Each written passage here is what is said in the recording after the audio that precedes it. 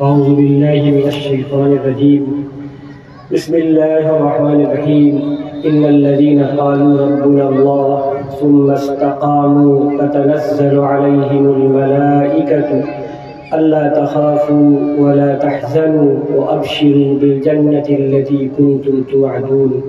صدق الله العظيم وصدق رسوله النبي الأمين الكريم، ونحن على ذلك لمن الشاهدين والشاكرين والحمد لله رب العالمین. اسٹیج پہ جلوہ افروز جناب حضرت مولانا سید محمد اسلم صاحب ندوی محتمم مدرسہ تعلیم القرآن باغ میرا بھٹوا جگدیش پور امیٹھی، اور آج کے اس پروگرام کے مقرر جناب مفتی ساجد عبداللہ صاحب ندوی استاذ مدرسہ دینیہ غازی پور، اور جناب مولانا نجم الثاقب عباسی ندوی دامت برکاتہم، جناب قاری وسیم اکرم صاحب ندوی استاذ مدرسہ تعلیم القرآن باغ میرا بھٹوا جگدیش پور، جناب قاری سہیل صاحب ندوی استاذ مدرسہ تعلیم القرآن، جناب قاری زبیر صاحب اور دیگر معزز علماء کرام، حفاظ کرام، قرائے کرام، شعراء اعظام، سامعین اعظام، اور جہاں تک ہماری بات سماعت کر رہی ہے پردہ نشین خواتین اسلام، آج کا یہ پروگرام جس کا عنوان جلسہ اصلاح معاشرہ اور تعلیمی بیداری کانفرنس کے نام سے منسوب ہے،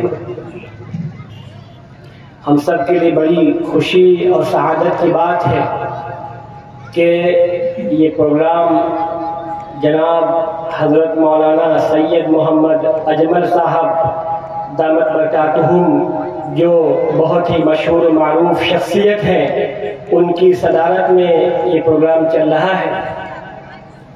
حضرات، اللہ تعالیٰ نے ہم سب کو اس دنیا میں جو بھیجا ہے وہ اپنی عبادت کے لیے بھیجا ہے.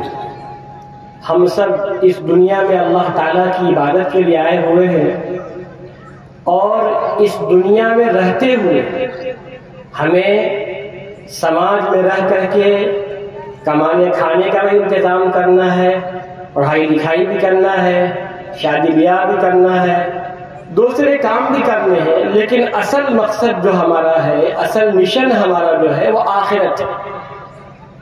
ہم دنیا میں آخرت کے لیے بھیجے گئے، مرنے کے بعد کی زندگی کے لیے بھیجے گئے، اور ہم سب کا یہاں جمع ہونا، یہاں آنا، اس کا ایک ہی مقصد ہے کہ اللہ اس کے رسول ہم سے راضی ہو جائے، ہمارا دنیا میں آنے کا جو مشن ہے وہ کامیاب ہو جائے.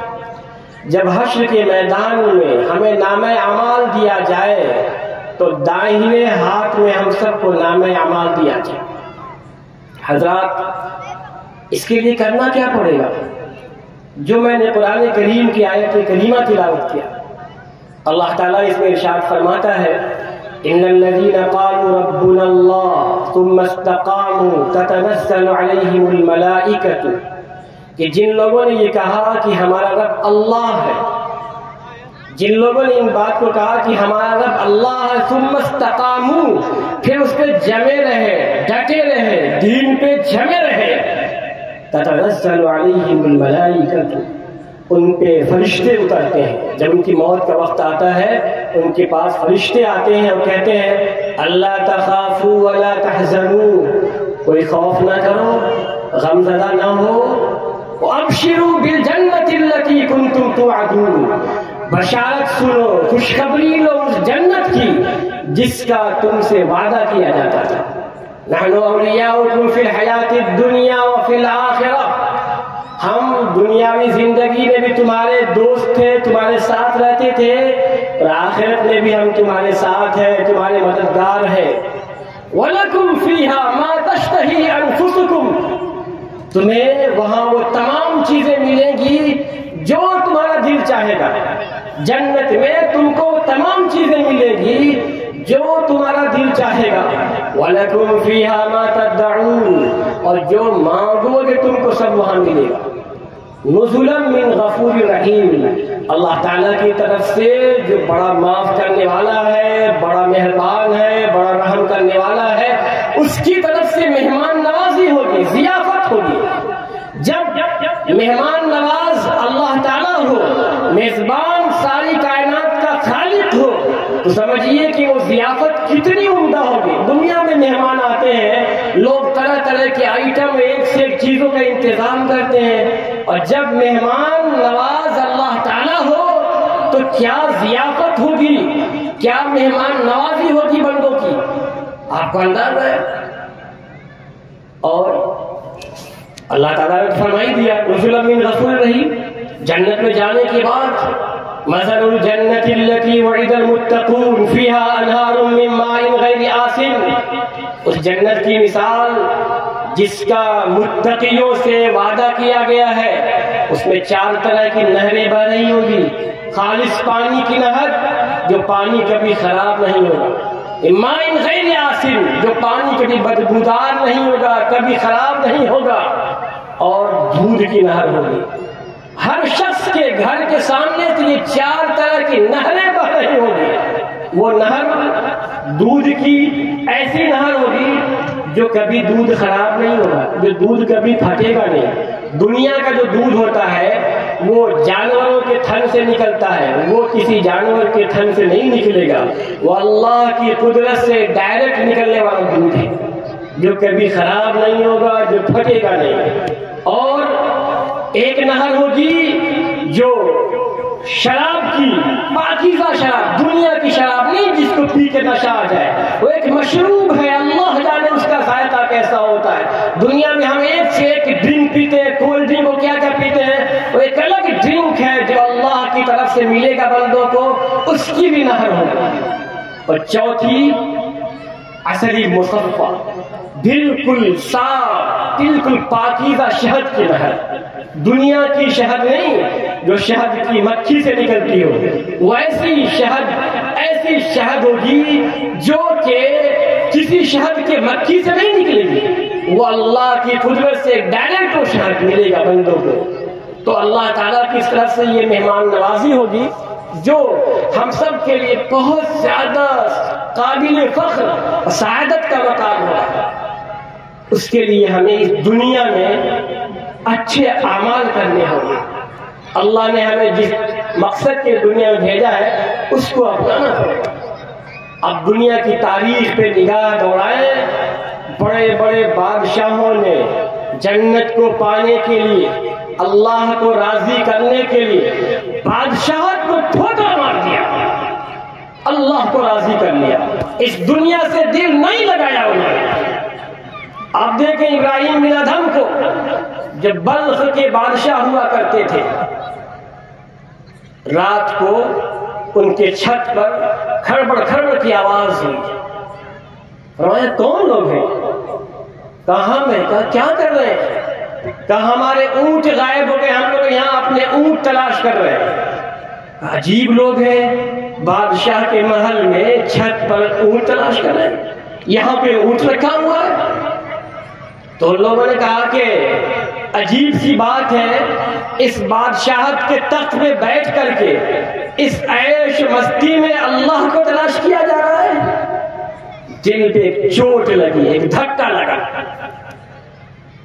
پھر چند دنوں کے بعد اپنے تخت پہ بیٹھے ہوئے تھے، ایک شخص بڑی تیزی کے ساتھ ان کے تخت کے پاس آ گیا. پوچھا کون ہو تم؟ تمہیں معلوم ہے تم کہاں ہو؟ کہا جی ہاں معلوم ہے. پوچھا کہاں ہو؟ تو اس آنے والے شخص نے کہا کہ میں سرائے میں ہوں. سرائے میں، سرائے جانتے ہیں، پہلے سرائے بنایا جاتا تھا جب لوگ سفر کر کے جاتے تھے مسافر، تو تھوڑی دیر وہاں ٹھہرتے تھے، فریش ہوتے تھے، یا رات کو قیام کرتے صبح کو نکل جاتے تھے. تھوڑی دیر ٹھہرنے کی جگہ تھی سرائے. تو کہا کہ ہم سرائے میں ہیں. تو ابراہیم بن ادھم جو بلخ کے بادشاہ تھے، کیسی بات کر رہے ہو، تمہیں یہ سرائے دکھ رہا ہے؟ ارے یہ بادشاہ کا محل ہے، سرائے نہیں ہے۔ کہا ہے تو سرائے ہی۔ کہا کیسی بات کر رہے ہو تم؟ کہا اس کا مالک کون ہے؟ کہا میں ہوں۔ کہا آپ کے بعد؟ کہا میرے بعد میرا بیٹا بنے گا، کوئی اور بنے گا۔ کہا اس کے بعد کوئی اور بنے گا۔ کہا آپ سے پہلے کوئی اور تھا، اس کے بعد کوئی اور بنے گا، پھر کوئی نہ کوئی بنے گا۔ تو کہا ہے تو پھر سرائے ہی، پھر ہے تو یہ سرائے ہی۔ جب آپ ابھی ہے، آپ کے بعد کوئی اور بادشاہ بنے گا، اس کے بعد کوئی اور بادشاہ بنے گا، اور آپ سے پہلے کوئی اور اس تخت کا مالک تھا، تو ہے تو سرائے ہی۔ یہ عارضی ٹھکانہ ہے، یہ ٹیمپرری ٹھکانہ ہے۔ پھر جو دل پہ چوٹ لگی ہے تو پھر بادشاہ کو ٹھوکر مارا اور نکل گئے جنگل میں اللہ تعالیٰ کی ریاضت کرنے کے لیے۔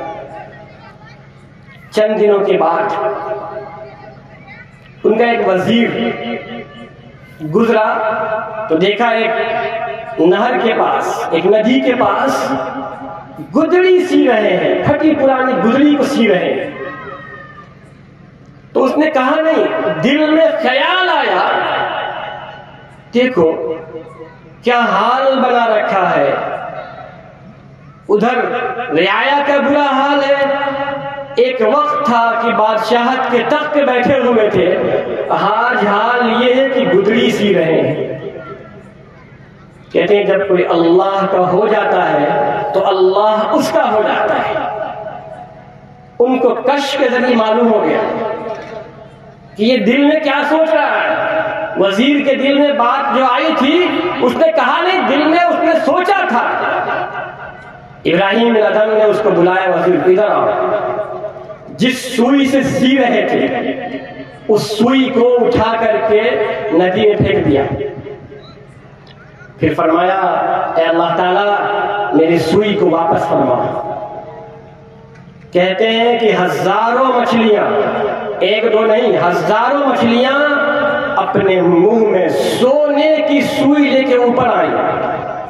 ہزاروں مچھلیاں اپنے منہ میں سونے کی سوئی لے کے اوپر آئیں اور فرمایا ابراہیم بن ادھم اسے قبول فرما لیجیے۔ فرمایا نہیں، مجھے میری سوئی چاہیے۔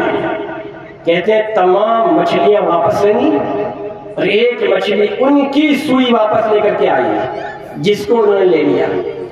پھر اپنے وزیر سے فرمایا بتاؤ یہ بادشاہت اچھی ہے یا وہ بادشاہت اچھی تھی؟ فرمایا نہیں، اس نے کہا نہیں حضرت وہی بادشاہ، یہی بادشاہت اچھی ہے، اس کی کیا حیثیت ہے؟ تو جب انسان اللہ کا ہو جاتا ہے تو اللہ اس کا ہو جاتا ہے۔ تو بات یہ چل رہی تھی تو اللہ کو پانے کے لیے اور اس زندگی میں کامیاب ہونے کے لیے ابراہیم بن ادھم نے بلخ کی بادشاہت کو ٹھوکر مار دیا۔ ہمیں بھی چاہیے کہ اپنی اصلاح کر لیں، اس دنیا سے دل نہ لگایا جائے۔ ہاں ماحول کو دیکھ کر کے، مادیت کو دیکھ کر کے، ایک دوسرے کو دیکھ کر کے یہ نہ سمجھا جائے کہ اللہ نے اس کو تو بڑا دیا ہوا ہے، اللہ نے اس کو بڑا نوازا ہے، یا اس کے پاس تو اتنے بگھے کھیت ہے، اس کے پاس اتنا بڑا بنگلہ ہے، اس کے لکھنؤ میں بھی مکان ہے، یہاں بھی مکان ہے، اور ہمارا حال یہ ہے کہ ہمارے پاس تو کچھ نہیں ہے، بمشکل ایک دو وقت کا ہم کھانا کھا پاتے ہیں۔ یہ خیال نہ کریں، اللہ نے ہمیں ایمان کی دولت سے نوازا ہے، یہ اللہ کی بہت بڑی، اللہ کا بہت بڑا انعام ہے، یہ اللہ کی بہت بڑی نعمت ہے کہ اللہ تعالیٰ نے ہمیں ایمان کی دولت سے نوازا ہے۔ اور یہ جسم جو اللہ کی نعمت ہے، جو ہم کھا رہے ہیں، جو پی رہے ہیں، کھانے پینے کے بعد جو نجاست ہے، جو گندگی ہے، وہ آسانی کے ساتھ باہر نکل جا رہی ہے، یہ اللہ کا بہت بڑا احسان ہے۔ جو سانس لے رہے ہیں اللہ کا بہت بڑا احسان ہے۔ اور دنیا کو نہ دیکھا جائے، شکر کا جذبہ کب پیدا ہوگا، اس کا طریقہ کیا ہے، ہم اپنے سے نیچے والے کو دیکھیں۔ اگر ہم نے اپنے سے اونچے کو دیکھا تو ہمیشہ اللہ کا شکوہ ہی ہمارے دل میں پیدا ہوگا۔ اللہ کا شکر کا جذبہ کب پیدا ہوگا؟ جب ہم اپنے سے نیچے کو دیکھیں۔ کہا گیا کہ دنیاوی چیزوں میں اپنے سے کمزور لوگوں کو دیکھو، اور آخرت کی چیزوں میں، مرنے کے بعد کی زندگی کی چیزوں میں، دین کے معاملے میں اپنے سے اونچے لوگوں کو دیکھا جائے۔ مثال کے طور پہ دیکھا جائے کہ ایک شخص ہے جو روزانہ 5 پارہ تلاوت کرتا ہے، روزانہ 100 رکعت نفل نمازیں پڑھتا ہے، تو ہمارے دل میں بھی خیال آئے کہ اللہ ہمیں اس سے زیادہ نمازیں پڑھنے کی توفیق عطا فرما، یا اللہ ہمیں اس سے زیادہ تلاوت کرنے کی توفیق عطا فرما۔ تو دین کے معاملے میں ہمیں، آخرت کے معاملے میں اپنے سے اونچوں کو دیکھنے کی ضرورت ہے، اور دنیا کے معاملے میں ہمیں اپنے سے نیچے لوگوں کو دیکھنے کی ضرورت ہے۔ تب جا کے ہمارے اندر شکر کا جذبہ پیدا ہوگا۔ تو ہم اس بزم میں آئے ہوئے ہیں اپنے دنیا کی زندگی میں رہتے ہوئے آخرت بنانے کے لیے، اللہ تعالیٰ کو راضی کرنے کے لیے، اس کے نبی کو راضی کرنے کے لیے ہم آئے ہوئے ہیں۔ اور جو آج کا پروگرام ہے، یہ ہماری جو خواتین ہیں، جو بہنیں ہیں، ان کے لیے، جو ہماری لڑکیاں ہیں، ان کے مدرسے کا جو باضابطہ آغاز ہونے والا ہے، اس کی شدید ضرورت ہے۔ آج جو ماحول ہے، جو ایمان پہ ڈاکہ ڈالا جا رہا ہے، اور جو ارتداد کی لہر چل رہی ہے، ایمان کو چھیننے کی کوشش کی جا رہی ہے، اگر ہماری خواتین کی اصلاح ہو گئی تو پورے سماج کی اصلاح ہو جائے گی۔ اسی لیے اس جلسے کا آغاز، اس جلسے کو کیا جا رہا ہے، اور جس کے لیے ہمارے مقررین تشریف لا چکے ہیں، اور جلسہ شروع ہو گیا ہے۔ جلسے کو 2 شفٹ میں رکھا گیا ہے۔ ابھی 7:15 بجے اذان اور 7:30 بجے جماعت ہے، نماز ہے، تو نماز کے بعد 7:45 بجے پھر سے جلسے کا باضابطہ آغاز ہو جائے گا، اور جلسہ بہت لمبا نہیں کھینچے گا انشاءاللہ، جلسہ بہت ٹائم سے ختم بھی انشاءاللہ ہو جائے گا، کہ بہت لمبی مقررین کی فہرست بھی نہیں ہے۔ تو میں اس کے ساتھ اعلان کرتا ہوں کہ ابھی نماز پڑھ لیا جائے، اور نماز کے بعد 7:45 بجے انشاءاللہ پھر جلسہ باضابطہ شروع ہوگا۔ وآخر دعوانا الحمدللہ رب العالمین۔